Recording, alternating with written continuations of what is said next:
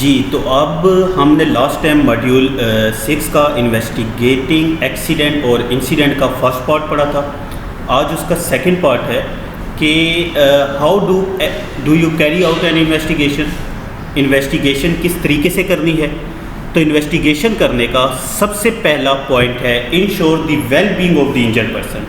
अगर injured person को किसी भी तरह की फ़र्स्ट एड की ज़रूरत है तो उसे फ़र्स्ट एड मुहैया करके उसे हॉस्पिटल की तरफ पहुंचाया जाए। सेकंड ऑप्शन के अंदर प्रिजर्व द सीन के अंदर हम उस जगह को मुकम्मल तौर पे क्लोज़ कर देते हैं।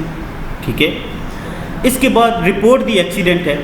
एक्सीडेंट की रिपोर्ट करनी होती है कि सीनियर मैनेजमेंट को, इसके अलावा इन्फोर्सिंग अथॉरिटी को, इंजर्ड पर्सन की फैमिली को, ऑनर ऑफ असिस्ट को, इंश्योरेंस कंपनीज को बताना पड़ता है। ठीक है, इदारे की इंश्योरेंस और इसके अलावा एम्प्लॉयज़ की इंश्योरेंस। फिर सेफ्टी एम्प्लॉय रिप्रेजेंटेटिव को आगाह करना पड़ता है। Health and safety and human resources departments को बताना पड़ता है। अब आपके सामने एक फॉर्म है रिपोर्ट दी एक्सीडेंट में। इसमें आपको दिख रहा होगा कि सबसे पहले आपने कंपनी का नाम लिखना है, फिर डिपार्टमेंट, फिर लोकेशन, फिर आपने टाइप ऑफ इवेंट लिखना है कि इंजरी है, इल हेल्थ है या इंसिडेंट है, बचत हो गई। ठीक है, जो भी है एक पे क्लिक कर लेना। फिर नुकसान कितना हुआ, फैटल और मेजर है, सीरियस है, माइनर है या सिर्फ प्रॉपर्टी डैमेज हुई है, तो फिर इनमें से एक पे टिक कर देना। अब जो पर्सन इनमें इन्वॉल्व था इवेंट में, उसका नाम, पोजीशन, कॉन्टैक्ट नंबर और एड्रेस लिखेंगे। अब इवेंट को थोड़ा सा ब्रीफ करके यहाँ लिख देंगे। फिर अगर किसी का डिटेल्स ऑफ विटनेस, आंखों देखा हाल है, तो उसका यहाँ लिख देंगे। अब इसके बाद 4 ऑप्शन तब आता है जब आप यहाँ टिक करते हैं। तो इन्वेस्टिगेशन रिक्वायर्ड, क्या इन्वेस्टिगेशन होनी चाहिए इसकी? बिल्कुल होनी चाहिए, तो हमने इसके ऊपर टिक कर दिया। इन्वेस्टिगेशन लेवल क्या होना चाहिए? जितना बड़ा हादसा होता है उतनी हम इसको इन्वेस्टिगेशन लेवल पे टिक करते हैं। हाई है, मीडियम है, लो है, मिनिमल है। फिर आगे रिडार रिपोर्टेबल, रिडार पे रिपोर्ट करना है, बिल्कुल करना है, टिक कर देते हैं।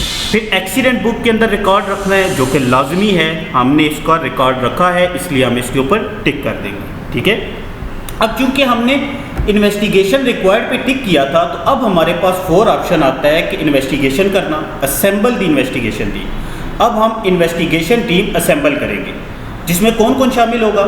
Someone familiar with the work location, काम की जगह पे जो सीनियर हो, सुपरवाइज़र जिसे हमने बनाया होता है। इसके अलावा सुपरवाइज़र और मैनेजर फॉर वर्क लोकेशन, जो मैनेजर हो, सीनियर मैनेजमेंट में से एक बंदा। इसके अलावा हेल्थ एंड सेफ्टी एक्सपर्ट यानी कि सेफ्टी ऑफिसर। फिर एम्प्लॉय रिप्रेजेंटेटिव, एम्प्लॉय की तरफ से जो रिप्रेजेंटेटिव होता है या जो ख़ास तौर पे उस टीम को लीड कर रहा होता है। फिर person involve in event if possible. अक्सर ऐसा होता है कि 2 लोगों में हादसा हुआ तो एक ज़ख्मी हो गया, एक बच गया, लेकिन कभी कभी दोनों ही ज़ख्मी हो जाते हैं, तब नहीं। लेकिन अगर उनमें से एक बच गया है, वो ठीक है, तो फिर उसे भी इसमें शामिल करना है। लास्ट चीज़ है टेक्निकल एक्सपर्ट। टेक्निकल एक्सपर्ट भी इसके अंदर शामिल होता है। ठीक है, इन्वेस्टिगेशन टीम के अंदर। अब आते हैं the size of the team is determined by the size of the organisation. Organisation के साइज़ के मुताबिक और वाक़े के मुताबिक हम एक इन्वेस्टिगेशन टीम क्रिएट करते हैं।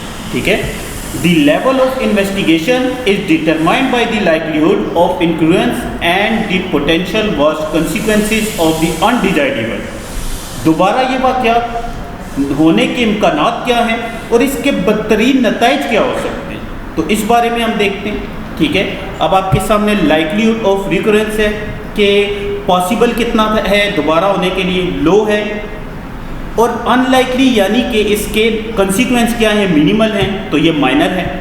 अगर इसके लाइक्लीहुड मीडियम और कंसीक्वेंस लो है तो ये सीरियस है। अगर लाइक्लीहुड हाई है और कंसीक्वेंस इसका मीडियम है तो मेजर है। लेकिन अगर लाइक्लीहुड और कंसीक्वेंस दोनों हाई हैं तो ये फैटल होगा।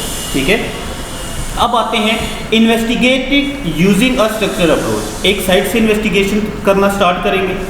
गैदर इन्फॉर्मेशन, क्या क्या इन्फॉर्मेशन हम इकट्ठी करेंगे? सबसे पहले फिजिकल पूछते हैं।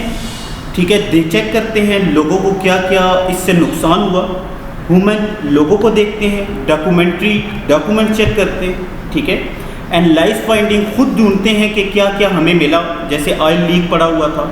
ठीक है, अब रिव्यू रिस्क कंट्रोल्स, जब आप पीछे डॉक्यूमेंट चेक करते हैं, इन रिस्क असेसमेंट रिपोर्ट्स देखते हैं कि उसके अंदर क्या क्या रिस्क कंट्रोल्स अप्लाई हुए थे, तो फिर आप उसके बाद रिव्यू का रिस्क करंट रिस्क कंट्रोल देखते हैं कि दोबारा चेक किया जाता है कि जो रिस्क कंट्रोल रिस्क असेसमेंट के अंदर लिखे गए इस एरिया की रिस्क असेसमेंट करते हुए क्या उसके ऊपर अमल भी हुआ या नहीं हुआ, ठीक है, तो वो चेक किया जाता है।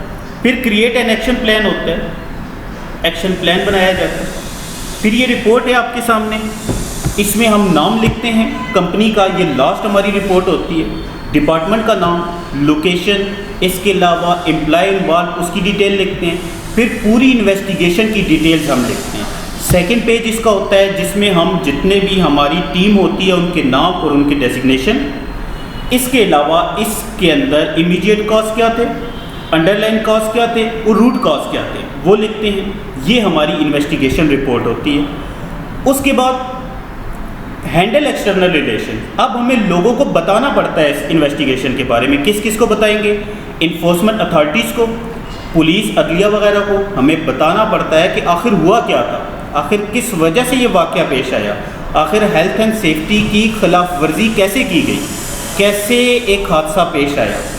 उसके बाद मीडिया को बताना पड़ता है, ब्रीफ करना पड़ता है कि आपके इदारे में क्यों एक वाक़या पेश आया, और लोकल रेजिडेंट्स एंड बिजनेसेस को भी बताना पड़ता है।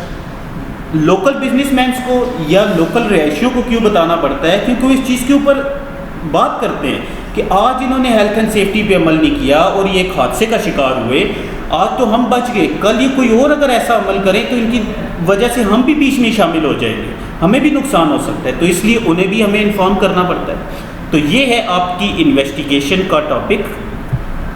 अगर आपको कोई भी क्वेश्चन हो तो आप मुझसे पूछ सकते हैं।